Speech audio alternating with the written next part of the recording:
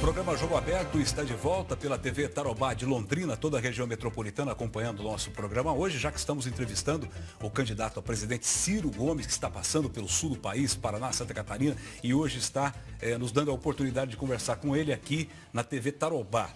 Ciro, desemprego, a gente anda aqui em Londrina, o número de lojas fechadas, estabelecimentos que eram lojas, que eram estabelecimentos comerciais fechados, uma coisa impressionante. Londrina, mais de 1.300 saldo negativo de emprego de janeiro a julho, uma coisa impressionante, nós nunca tínhamos visto isso aqui.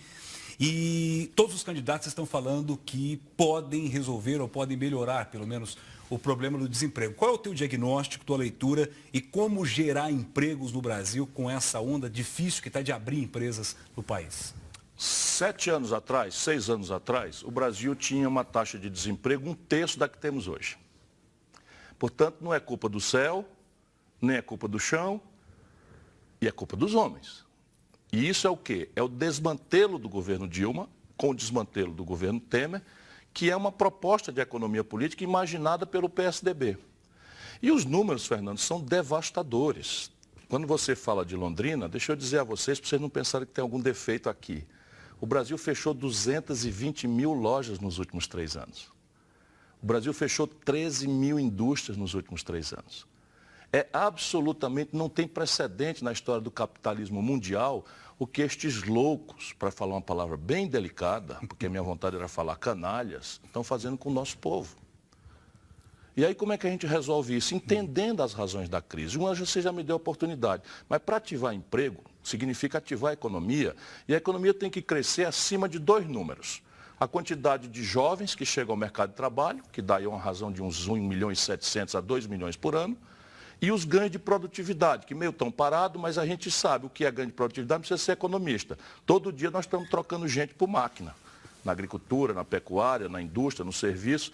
Então, se você não crescer, e a conta aqui, que é o objeto do meu plano de governo, é alcançar um crescimento de 5 pontos. Com 5 pontos, você fala em emprego acima e atacando o estoque, resolvendo o problema da chegada do novo e atacando uma parte do estoque. 4 motores. O primeiro, já comentamos, o consumo das famílias. É preciso limpar o nome das pessoas, restaurar o crédito, fazer uma educação financeira para ninguém voltar de forma imprudente e tal, está tudo pensado. O segundo é o investimento empresarial. Também está estrangulado. 2 trilhões é a dívida. Com essa política louca de juros, a dívida consolidada do setor privado empresarial brasileiro é a maior da história, 2 trilhões de reais.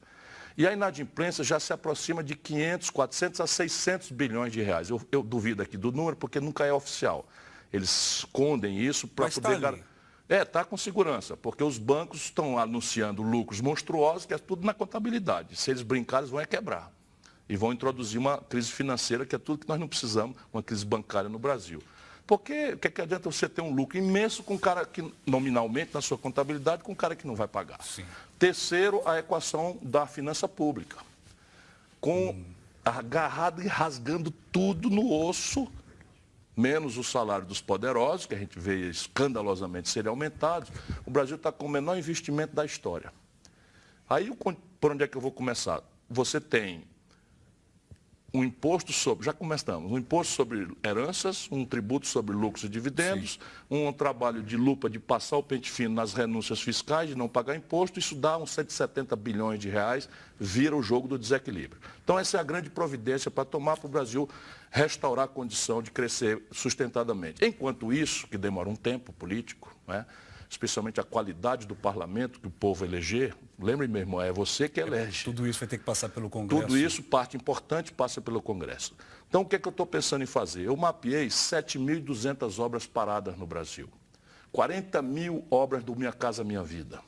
Obras de saneamento básico, ponte, porto, aeroporto, estrada de ferro, ponte começada e não terminada, 7.200 obras. Essas obras eu posso retomar com certa velocidade, porque se elas estão paradas, elas começaram. Se elas começaram, já tem projeto, já foram licitadas, já tem, vamos dizer, licença ambiental, esse aparato todo. Então, o que está atrapalhando aí é outro tipo de coisa. É um inferno de Ministério Público, de Tribunal de Contas, e a pretexto de corrigir mal feito, para a obra, que é o pior dos prejuízos. Sim. Você tem que punir o ladrão, o bandido, mas não pode prejudicar a obra. Aqui eu posso prometer, com muito pé no chão, criar 2 milhões de empregos no primeiro ano. Ciro, como o senhor disse, o senhor foi ministro da Fazenda e sabe que tem uma equação aí, quando você estimula o consumo, naturalmente tirando dívida, você pode dar uma espetada na inflação. O desafio de consumo, consumo consciente, como o senhor disse, etc., mas sem perder a meta. E eu perguntaria mais, o senhor já teria uma expectativa, claro que isso é muito dinâmico, não dá para fazer futurologia, mas uma inflação razoável na tua visão de A inflação boa é a que se aproxime de zero. Pô, eu fui ministro da Fazenda e entreguei uma inflação próxima de zero, com o país crescendo a 5,7%, com desemprego a 4%. Isso no governo Itamar, muitos jovens não tinham nascido. Enfim, eu só voltei à política depois de ter, enfim, resolvido me afastar, virei executivo da iniciativa privada, um super salário, enfim, sou tranquilo, nunca respondi por nenhum mal feito na vida, porque eu vi o país, né, ser destruído e minha vocação é o Brasil. E me apresento hoje, a última eleição que eu disputei foi em 2006, né? Me apresento hoje não como um novo, que eu tenho já 60 anos, mas com um projeto novo para o Brasil, que eu amadureci muito na academia, na iniciativa privada, andando por aí afora, estive em Harvard, estive em várias universidades do mundo, falando sobre modelo de economia política. Eu estou convencido de que o Brasil pode mudar. É falsa, meu caro Fernando, a ideia de que se a gente descomprimir a atividade econômica, a inflação volta. Por quê? Porque nesse momento o Brasil tem 1/3 da capacidade instalada da nossa base produtiva ociosos. Quando é que você apresenta inflação? É quando você tem a indústria totalmente ocupada e você tem mais gente querendo e podendo comprar do que a indústria é capaz de produzir. Aí apresenta-se uma inflação que chama-se hiato de produtos. Sim. Isso está muito longe de acontecer. Só para você ter uma ideia, 1/3 de capacidade instalada é a indústria automobilística, a indústria eletroeletrônica, a indústria de geladeira, de fogão. Portanto, você tem condição de descomprimir isso, fazer a economia se animar, mas, evidentemente, você tem que fazer aquele movimento que eu falei. É preciso restaurar o investimento empresarial, para expandir a capacidade. De desconfiança, né? Por isso que eles não vão. Mas isso é papo furado da grande mídia de São Paulo.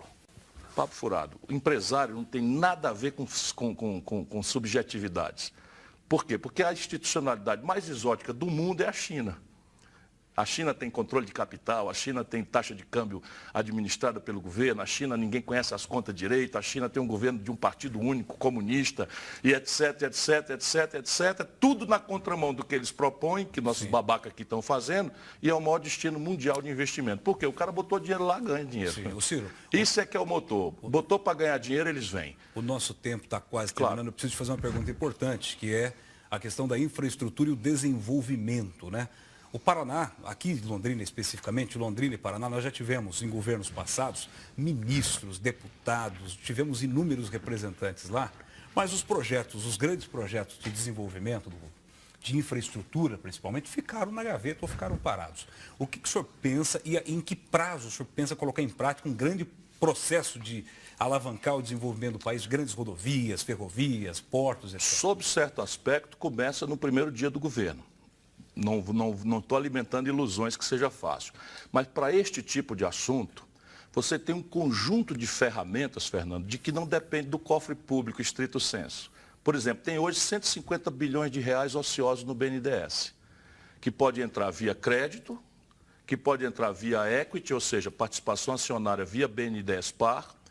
Mas você também tem, se for um bom projeto, concessões, PPPs, desde que o governo assuma a tarefa de desburocratizar, fazer os licenciamentos serem objetivos. E todos os projetos, por exemplo, de transporte público, e Curitiba não tem um metrô, é inacreditável, não é? Custa 300 bilhões de reais. Para um país como o nosso, a gente estabeleceu uma meta de 10 anos, significa 30 bilhões de reais. Com o Banco Mundial, com o CARF, com uma série de ferramentas que você tem.